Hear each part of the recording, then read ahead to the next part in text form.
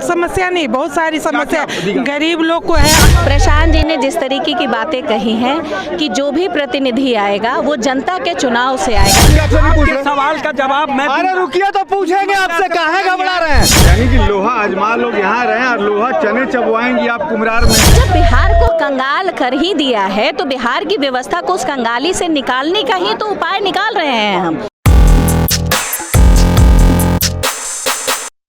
अपन निष्कर्ष भारत के साथ और मैं हूं मनोज चतुर्वेदी। देखिए कुछ महिलाएं यहाँ पर हैं, जन सुराज की इन्हें शेरनी कहा जाता है और अपने अपने दावे भी रख रही हैं विधानसभा के चुनाव में। जैसे वंदना जी हैं, कुम्हरार से दावा ठोक रही हैं, लेकिन अब प्रशांत की सेंट्रल कमेटी जो है वो क्या करेगी ये तो वक्त बताएगा आपको।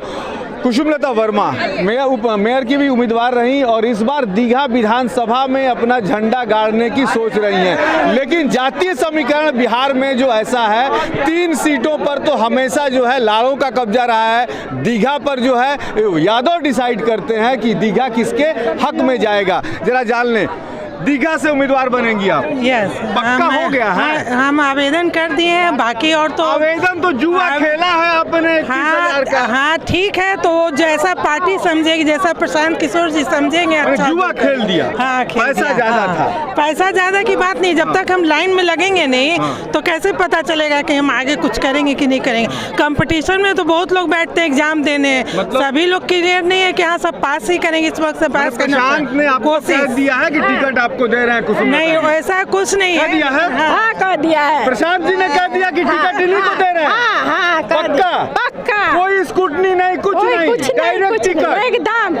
चलिए, हमने तो सुना था कि बड़ी बड़ी पार्टियों में ऐसा होता है कि बाहर से हेलीकॉप्टर से टपक के लोग आते हैं, लेकिन कहीं ना कहीं जनसुराज में भी ये बात पक्का दे दिया ना। अरे पक्का यानी कहने का है कि पक्का है। पक्का है। हाँ। कोई स्कूटनी इनकी नहीं होगी? नहीं होनी नहीं चाहिए। होनी नहीं चाहिए। होनी नहीं चाहिए। नहीं मैंने प्रदेश अध्यक्ष से डायरेक्ट इनका वो है। ऐसा कुछ नहीं है, सभी लोग अपना प्रयास में लगे हुए। मैं भी टिकट मिलता है दीघा विधानसभा के लिए, 5 चीजें क्या करेंगी आप बता दीजिए। 5, सबसे पहले तो बच्चों की पढ़ाई, शिक्षा की, गरीब बच्चे छोड़ दीजिए, नहीं ऐसे ही भी देखेंगे। बहुत सारी प्रॉब्लम है, जो 5 ही समस्या नहीं, बहुत सारी समस्या गरीब लोग को है। अभी हम सलम बस्ती में गए थे। गरीब कहाँ है? सबसे मालूम माफिया। ऐसा नहीं है, सलम बस्ती में आप आइए, कपाड़िया मोहल्ला में देखिए, वहाँ नाला, सलम बस्ती तो नाले के किनारे है। नाला के किनारे चितकोड़े में भी है, कपाड़िया मोहल्ला कहलाता है। वहाँ अभी तक शौचालय नहीं बने हैं। वहाँ की महिलाएं लोग कपड़ा घेर के करके जाती हैं मैदान करने के लिए। रात बिरात जब पेट बिगड़ते हैं, खराब होते हैं, तो उन लोग की स्थिति बहुत जर्जर स्थिति है।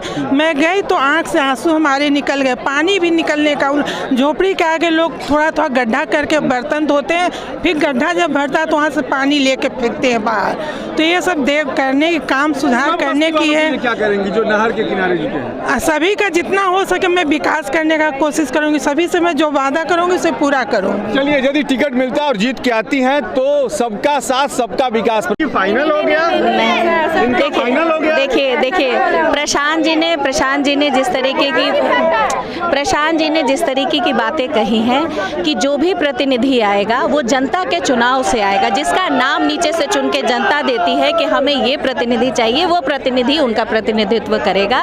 तो अब हर क्षेत्र में अपने प्रत्याशी जो हैं वो अपना अपना लोहा आजमा रहे हैं और जनता जिसको पसंद करेगी वो वहाँ का प्रतिनिधि होगा।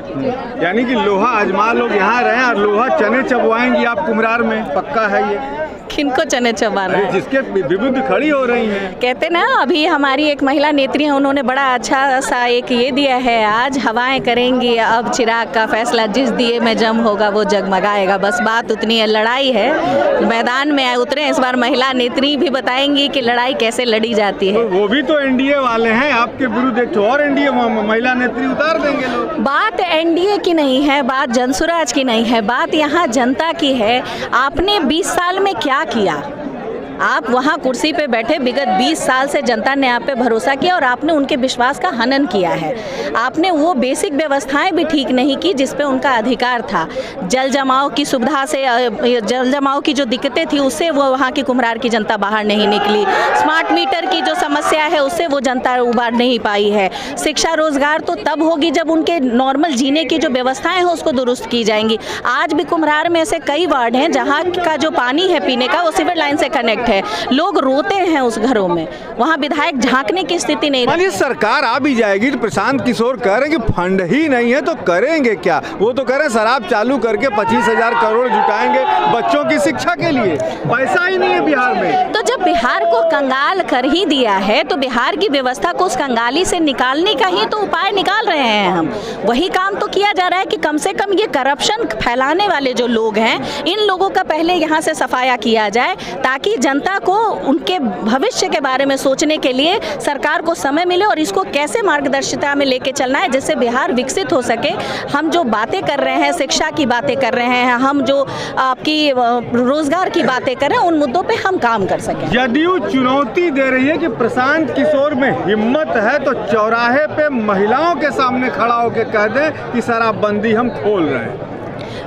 जदयू ने शायद आप क्या आगे आप सहमत हैं शराब पीना शुरू कर? हाँ बिल्कुल मैं इस चीज़ से आपको क्या मैंने ये बात हर बारी कही है। शराबबंदी बिहार में है कहाँ, मुझे ये दिखाइए। वो सिर्फ कागजों में है। तो जो चीज़ कागज में है वो कागज में ना भी रहे तो उससे कोई फर्क नहीं पड़ता। शराबबंदी पीने वाले पी रहे हैं। कल भी आप देख लीजिए, कल भी मैं गई हूँ कलश यात्रा में, वहाँ जितने लोग मुझे दिखे सब पिए हुए दिखे। तो शराबबंदी कहाँ बंद है? कहाँ से रही है? अब ये काला बाजारी तो आप जाके पूछिए उनसे कि जो कुर्सियों पे आसीन बैठे हैं वो बताएं कि शराबबंदी होने के बावजूद ये कहां से आ रही है। उन्हीं की प्रशासन व्यवस्था इस चीज को बल दे रही है और चीजें चल रही हैं निरंतर धड़ल्ले से।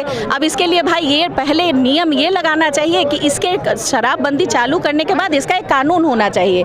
उस कानून को ना लगा के आपने शराबबंदी कर दी और शराबबंदी को ढकने के लिए कानून बना दिया। जो कुम्हरार विधानसभा में यदि जीतती टिकट मिलता है, जीतती है तो सबसे पहला काम मैं करूंगी स्मार्ट मीटर पे रोकथाम लगाना।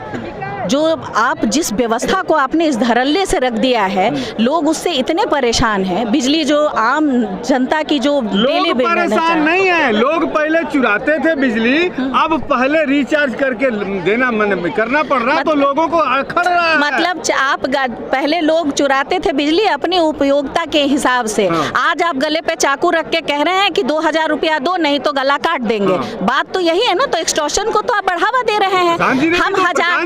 कोई चीज मुफ्त नहीं मिलती। हम 1000 का अगर उपयोग करेंगे तो हम 1000 के ही ये देने के लाजमी है ना। हम 5,000 थोड़े देंगे। आज जो बिजली व्यवस्था है, स्मार्ट मीटर की जो व्यवस्था है, जिसका बिजली उपयोग कर रहे हैं लोग 1,500 का, उसके लिए वो 9,000 की बिजली मीटर को रिचार्ज करना उनकी मजबूरी बन गई है। लाइट कटेगा वो व्यक्ति कहाँ जाएगा? आपके यहाँ कोई शिकायत दर्ज करने का विंडो नहीं है जहाँ व्यक्ति जाके इसकी शिकायत कर सके। आप कोई भी चीज लागू करिए, मत दीजिए फ्री, लेकिन उसकी व्यवस्था रखिए ताकि वो जनता को परेशान करने के लिए व्यवस्था न बने, वो उनको सुविधा प्रोवाइड करने के लिए व्यवस्था बने। क्या कहेंगे मधु, बिहार कितना बदलना चाहिए? इतना तो बदला है, हाईवे, ब्रिज, मेट्रो, सब कुछ तो आ गया बिहार में। अब क्या चाहिए? रोजगार चाहिए। क्या पलायन रोकना है, रोजगार चाहिए। अच्छा आप एक बात बताइए, आप ही अपने भाई को कोटा भेजती हैं, बाहर भेजती हैं, किसी ने कहा है आपको भेजने को? बिहार में ही पढ़ाई है ना, क्या दिक्कत है? बिहार में ऐसी व्यवस्था होती तो क्यों जाते बाहर? आप ही बताइए। बिहार में ठीक है पढ़ाई होती है, बहुत सारे कोचिंग इंस्टीट्यूट्स हैं यहाँ पे, बट उनकी डिमांड आपको भी पता है कितनी ज़्यादा है। उसके बाद कोटा में क्या यहाँ से कम है? कोटा में कम नहीं है। कोटा में इसलिए जाते हैं क्योंकि यहाँ पे वो भविष्य नहीं है। आप यहाँ से पढ़ाई कर भी लो, लेकिन अगर आप बाहर नहीं निकल रहे हो, वहाँ की चीज़ों को नहीं समझ रहे हो, आपको नौकरी नहीं देते बिहार वालों को बाहर, ये आपको भी पता है। आप यहाँ से पढ़ के जाओगे, सबसे पहले आपकी डिग्री देखते हैं, कहाँ से पढ़ाई करी भाई? तो बिहार से। तो भाई इसको साइड में रखो, पहले बाहर वालों को लाओ। प्रॉब्लम यहाँ है, अगर इस चीज़ को प्रशांत किशोर सुधारना चाहते तो गलत क्या है? अगर वो प्रशांत किशोर चाह रहे कि हम बिहारी हों, इसकी वजह से हमें साइड ना किया जाए तो अच्छी बात है ना। और नीतीश जी और चाहे जो भी अभी गवर्नमेंट में रहे हों, उन्होंने कभी इन चीज़ों पे ध्यान ही नहीं दिया। आपको पता है 40 साल में जो लालू जी ने कर रखा है, बिहार की हालत जो पिछले कर रखा था, बिहारी के नाम से ही लोग कहते हैं अच्छा भैया बिहारी हंसते हैं। मैंने फील किया इस चीज़ को, हंसते हैं लोग। ओ आप बिहारी हो, अच्छा ठीक है, इसको तो अंग्रेजी आती ही नहीं होगी, मतलब बिना बात किए समझ जाएंगे इनको अंग्रेजी नहीं, MNC में आपको जॉब नहीं मिलती। तो ऐसा दिया ही नहीं है कि लोग बिहार में पढ़ सके। कहाँ नहीं दिया बच्चा लोग नीतीश जी? नहीं दिए हैं, खाली बोलते हैं और देते कहाँ नहीं। नहीं दिया नीतीश जी? हम गिना देते। अरे रुकिए, फिर बीच में मत आइए, रुकिए आपसे नहीं पूछ आपके रहे। सवाल का जवाब मैं अरे दूंगा। रुकिए तो पूछेंगे आपसे, काहे घबरा रहे हैं? सुनिए, आप कह रहे हैं हाँ कि इतना मकान बन गया, हाँ, इतना मैंने आपसे हॉस्पिटल नहीं बन कहा गया, ना, आपसे नहीं इतना कहा, रोड बन मैंने गया। आपसे नहीं कहा। लेकिन सुनिए, मत आइए, माइक के पीछे चलिए आइए।